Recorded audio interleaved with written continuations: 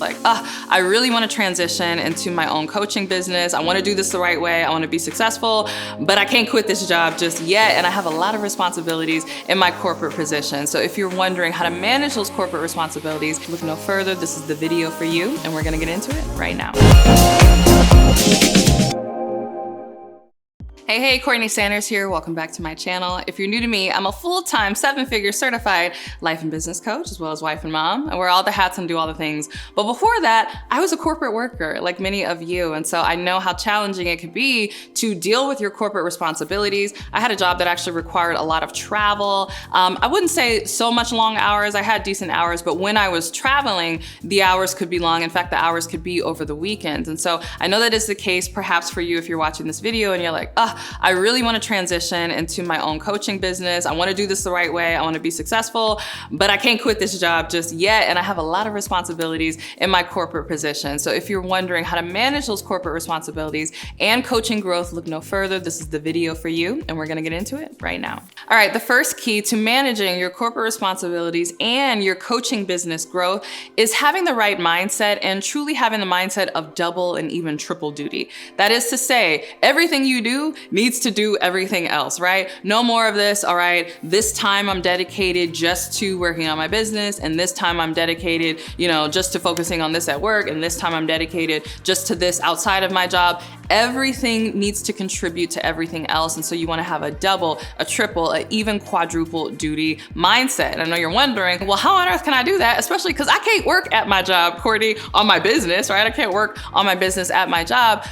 You can, and you can do it in a way that is ethical. So if you think I'm going to talk about, stealing time on the corporate clock, that's not what I am saying. But there is a way to make everything do double duty. So the first way really is to see your job as your first investor. And by that, I mean, your job is, whether they like it or not, if you've made the decision to go ahead and start a coaching business, they are investing in your success as a coach just by virtue of you being there and getting good at your job. So ask yourself, what skills am I learning here on the job? If your current corporate position entails skills that are related to what you want to do in coaching, then that's an easy match, right? Obviously, as you go about your job and your day-to-day business, the things that you are doing at work are contributing, obviously, to your skill set as a coach. But even if you want to do something completely different, right? Maybe you work, I don't know, in IT or project management or supplier procurement or something in your corporate role, and you're like, I want to be a marriage coach. I want to be a health and fitness coach.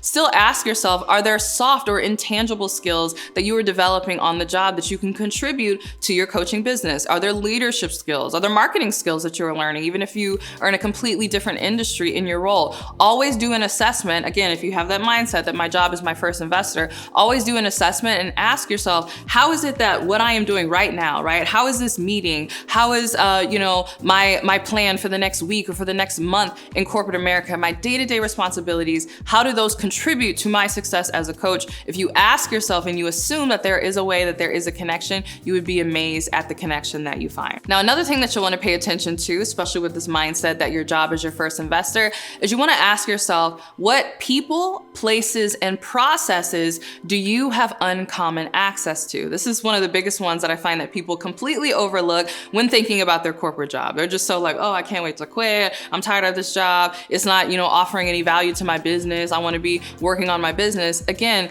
by virtue of you being in your position, I bet that there are certain types of people, right? It could be maybe you have uncommon access to corporate executives, and that gives you insight into the mindset that they have that can help you develop coaching programs to serve them. Maybe you have uncommon access to, people in a different industry, maybe people in the travel industry or people in the restaurant industry. Again, it depends on what industry you're in and the type of work that you do, but I bet that there's a certain type of group that you are routinely exposed to that could help you formulate and think about coaching programs that you could provide for them, right? What places do you have uncommon access to? And I don't just mean places around the globe, geographic places, even though that could be helpful too. to, if you're frequently, flying to China for your business, even if your coaching business has nothing to do with what you do in corporate America, again, you have uncommon access to Chinese culture, to Chinese business practices. That is something that perhaps you can coach on, even if it's not related to what you formally do in your coaching business. And then when we think about the places that you have uncommon access to,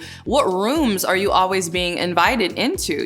Again, what type of people are you connecting with? What type of rooms do you have access to? Can that serve you in your coaching business? And then lastly, what type of processes do you have uncommon access to? I cannot tell you how many people I have seen start successful coaching businesses, say for working moms or people working in the household in terms of organization, and they took the processes that they learn in corporate America, keeping things very streamlined, being very organized, having systems and processes in the background. They simply took that from corporate America and applied it to a different arena. They applied it to entrepreneurs. They applied it to working moms or even stay-at-home moms. They applied it to people starting organizing businesses. And that connection, again, their uncommon access to those processes has really helped them grow their coaching business even while they were on the job. All right, the next mindset that you need to adopt under the mindset of your job is your first investor is don't sleep on your paycheck, right? I'm so amazed at how many times people say that they want to start their coaching business and they devote none of their financial resources, right? None of their paycheck ever goes to them launching that coaching business. So your job is your first investor because your job is paying you, right? And so you want to make sure that you are taking funds out of your budget to consistently invest in maybe your education, maybe in equipment. Maybe you want to buy, a camera or a new laptop or something to help grow your business. Maybe there's a conference that you want to attend to. Maybe it's just getting domestic support at home. Maybe you need to hire a housekeeper or someone to help you out so that you do have more time to devote to your coaching business, but your job is your first investor. And again, we're making everything do double duty. Yes, you're getting your paycheck from your job, but how can that paycheck support your coaching journey? And then also don't sleep on those PLA funds, right? So oftentimes we get professional learning accounts in corporate America, and oftentimes they're earmarked for very specific things. Maybe you have a PLA fund and you can use it for becoming a project manager. I know that's a big one where oftentimes corporations will pay for you to get a project management certification or some other type of certification.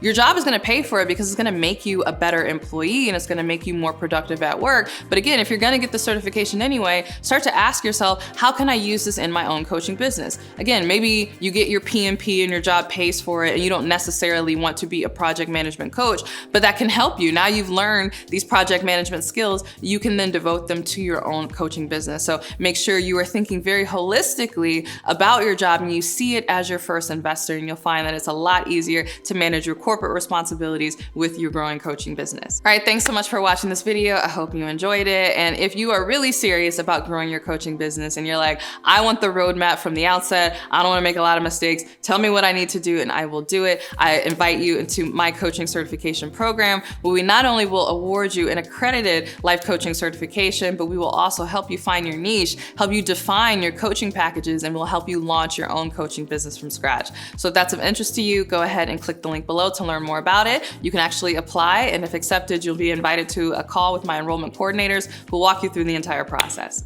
All right, thanks so much for watching this video. If you loved it, don't forget to give it a thumbs up and subscribe. And if you can't wait for my next YouTube video, make sure you're subscribed to my podcast, The Courtney Sanders Show, on both iTunes and Spotify. And if you can't wait for my next podcast episode or my next YouTube video, make sure you are following me on both Instagram and TikTok. It's CourtneyLSanders on both. And with that, I'll see you in the next video.